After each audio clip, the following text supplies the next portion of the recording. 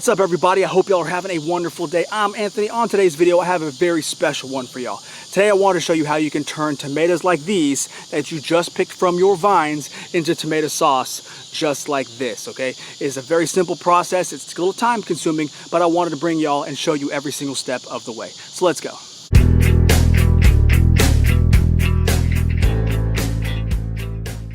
Now, before we get started, I want to make sure I give a disclaimer here. You are not going to be able to plant just one tomato plant and expect to have enough tomatoes to give you a nice amount of sauce. That's not how this world works, all right? I'm here to burst your bubble now. If you want to have enough tomatoes to be able to make an actual sauce, you're probably going to have to plant at least 4 to 5 vines minimum, okay? You need a lot of tomatoes to be able to make even just 1 pint of sauce. So for me, since I knew I was going to be making a lot of sauce this year, I made sure to plant 2 different varieties that were going to be very heavy producers, all right? The first one is going to be obviously a Martino's Aroma, and the second one was something I've never tried before, but I heard good reviews, and it is the Principe Borghese. I think I pronounced it right. I'll put it down here so you can actually read it, but I've only, reading how it's spelled. I'd actually never heard someone say it before, so I don't even know if I pronounced it correctly, but it's supposed to be a very good sun-drying tomato. All right, so sun-drying tomato is not very good right off the vine, but as they say, if you dry it or cook it, it tastes better, and that was the whole idea of why I decided to grow it. They also said that it's very prolific and it actually produces quite a few tomatoes, so that was another plus in why I wanted to do it. So I planted both those varieties. Let's go ahead and harvest what we can.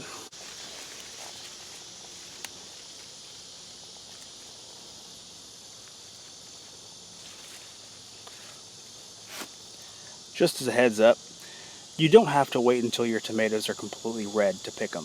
I like to pick mine right about this stage because it saves you from having all that hassle and heartache of having like little worms go in here or birds come after it because they're thirsty, squirrels or whatever. You don't have to worry about pests. If you just pick them early enough like this, they're going to ripen just fine in the kitchen, and you don't have to worry about having your crop stolen by pests. This is a prime example of what I'm talking about.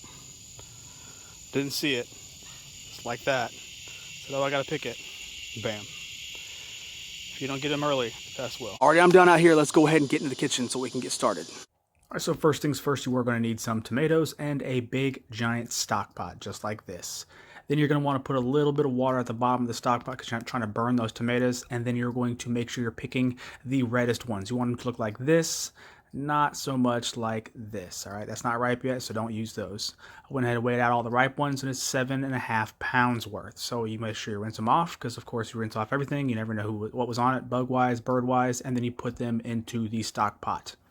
Now, as you can see, the stock pot is not full at all, so I'm going to pull some tomatoes out I had in the freezer, about 3.25 pounds worth, and pour them in there as well. All right, that's all we're trying to do is we're putting frozen ones in with the fresh ones because I saved them for this, making tomato sauce. Now, as you start to heat them up, the tomatoes are going to start bursting and it's going to lower in volume. As you see, it's gone down about half, so I can add another bag I kept in the freezer, so another 4.75 pounds.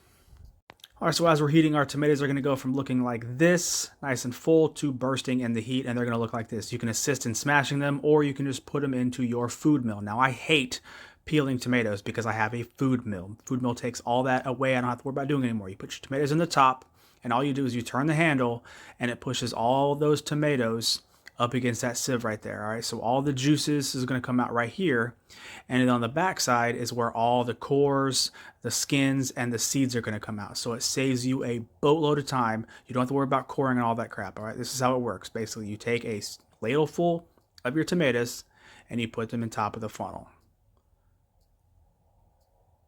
Then as you crank that handle, congratulations, there's all your tomato juice. That's exactly what you want. Then out of the backside, there's the pulp. Now, one piece of advice I want to make sure I give you is at the end, when you're done doing everything, you want to reprocess this pulp. All right, you see how empty that is? Because, you don't realize how much sauce is actually in that pulp still. So if you reprocess it, you're going to get something like that. That's how much sauce I was able to get out of that pulp. All right, then at the end, this is how much tomato juice and stuff that I have from that batch. All right, so you're going to take that nice stock pot that you had before, you're going to clean it, and you're going to make sure you pour all that juice back in there because now's the time to boil it down. Because right now you have tomato juice, you want tomato sauce.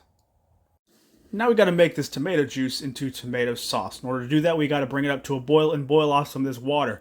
As you're doing so, you're going to get a little scuzz layer that's going to appear. Just skim it off. You're going to be boiling this probably for a good hour and a half. It took me about an hour and a half before I got to this point. This point is a very thin sauce. You can see it's almost wanting to stay on the spoon, so it still needs to keep going just a little bit longer. Now, when you know when you get to the point when you see you're gone down about a third to halfway, depending on the type of tomatoes you use, like this. As you stir it, you start to see a trace behind the spoon. All right, that's how you know things are starting to thicken up nicely.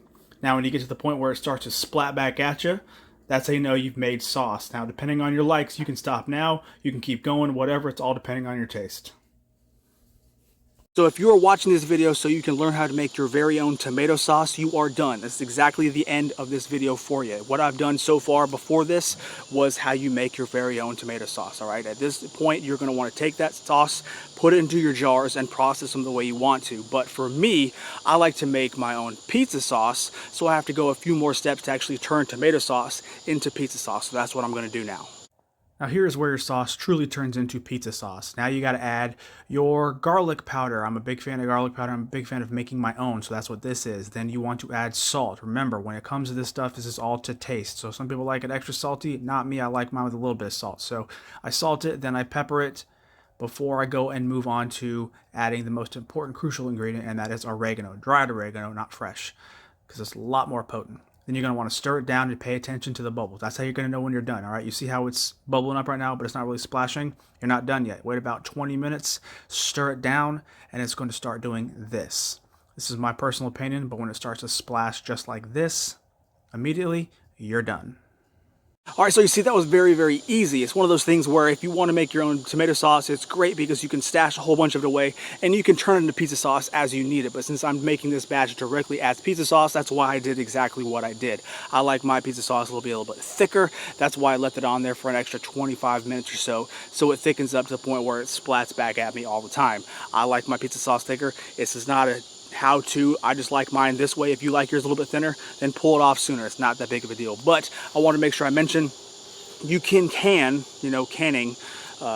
tomato sauce and pizza sauce both ways. You can go water bath canning and you can go pressure canning. For me personally, I prefer pressure canner because pressure canning, you basically get to, do the low acid environment without having to worry about adding things like lemon juice and citric acid. If you want to do water bath canning, then you have to add 1 tablespoon of bottled lemon juice or like a 1/4 teaspoon of citric acid per pint jar, okay? Since I don't want to add anything to my sauce, I like to just do it the pressure canning way because I can keep it as real as I want to, not adding anything else, taking the exact same flavor profile that I want, and I could process it directly as it is, because pressure canning is what you do with low acid environment. Don't let anyone fool you to think that you don't have to worry about adding acid to tomatoes because tomatoes are acidic enough. No, they're not modern tomatoes, okay?